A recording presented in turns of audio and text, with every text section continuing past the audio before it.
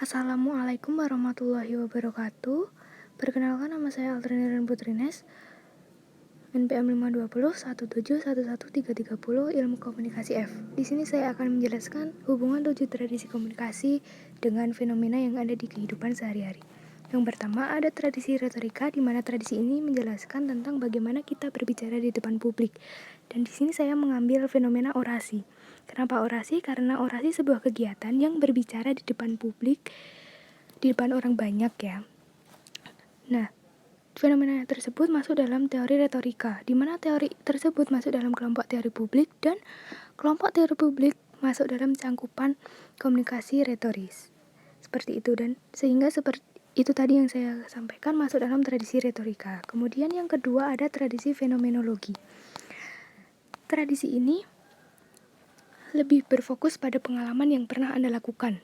Jadi di sini saya mengambil fenomena tentang seseorang yang melihat TV dan kemudian merasa ingin seperti yang ada di TV. Dengan begitu orang tersebut melakukan kegiatan dan dia juga mendapatkan pengalaman. Dari situ saya bisa menyimpulkan bahwa fenomena tersebut masuk dalam teori kajian budaya, dan teori kajian budaya ini masuk dalam kelompok teori media, sehingga cakupan kelompok teori media masuk dalam cangkupan komunikasi massa.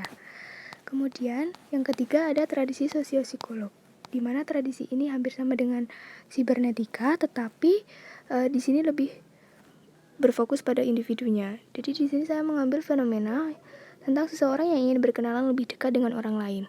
Mengapa? Karena dia ingin dekat secara personal. Dan fenomena ini masuk dalam teori penetrasi sosial.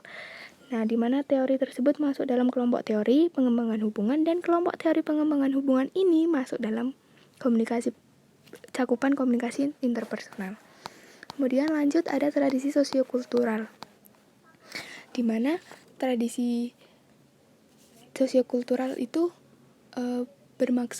bermakna bagaimana kita menciptakan sebuah makna. Maka dari itu saya mengambil fenomena seperti yang ada di PowerPoint saya. Orang senyum di Indonesia mengartikan ramah, sedangkan di Arab genit. Nah, itu termasuk dalam teori negosiasi wajah. Teori ini masuk dalam kelompok teori budaya dan keanekaragaman. Kemudian kelompok teori budaya dan keanekaragaman masuk dalam cangkupan komunikasi budaya. Kemudian di sini ada tradisi semiotika, di mana tradisi semiotika itu bermaksud tanda ya, intinya tuh sebuah tanda. Nah, maka di sini saya mengambil orang yang melanggar rambu-rambu lalu lintas di jalan raya. Dengan demikian kan orang tersebut tidak bisa membaca rambu-rambu atau tanda yang ada di jalan raya.